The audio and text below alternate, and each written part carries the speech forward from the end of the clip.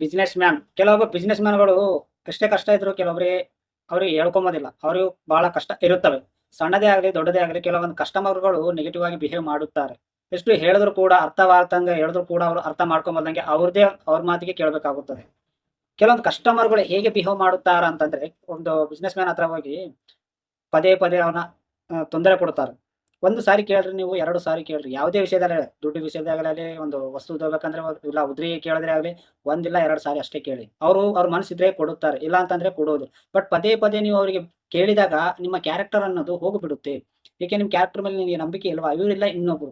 ಯಾವಾಗಲೇ ಅಲ್ಲಿ ಪದೇ ಪದೇ ನೀವು ಕೇಳೋದ್ರಿಂದ ಅವರು ನಿಮ್ಮನ್ನು ಚೀಪ್ ಆಗಿ ತಿಳ್ಕೊತಾರೆ. ಇದು ನೆನ್ಪಿಟ್ಕೊಳ್ಳಿ. ಯಾವುದೇ ಒಂದು ವ್ಯಾಪಾರ ಮಾಡೋ ವ್ಯಕ್ತಿ ಬಳಿಗೆ ಹೋಗಿದಾಗ ನೀವು ಪದೇ ಪದೇ ಎಲ್ಲೂ ಕೂಡ ಕೇಳಕ್ಕೆ ಹೋಗ್ಬೇಡಿ. ಏ ವಿಷಯದಲ್ಲಿ ಆಗಲಿ, ಯಾವ ವಿಷಯದಾಗಲಿ, ದುಡ್ಡಿನಲ್ಲಿ ಆಗಲಿ, ಇಲ್ಲ ಉದ್ರಿ ಕೇಳೋದ್ರಲ್ಲೇ ಆಗಲಿ, 1, 2 ಸಾರಿ ನಿನ್ನ ಮೇಲೆ ಪ್ರೀತಿ ನಂಬಿಕೆ ಇದ್ರೆ ಮಾತ್ರ ಅವರು ನಿನ್ನ ಕರೆದು ಮತ್ತು ಕೊಡುತ್ತಾರೆ. ಒಂದು ವೇಳೆ ಒಂದಿಲ್ಲ 2 ಸಾರಿ ಕೇಳಿದಾಗ ಅವ್ರು ಕೊಡ್ಲಿಲ್ಲ ಅಂದ್ರೆ ಅಲ್ಲಿಗೆ ಬಿಟ್ಟು ಬಿಡಿ.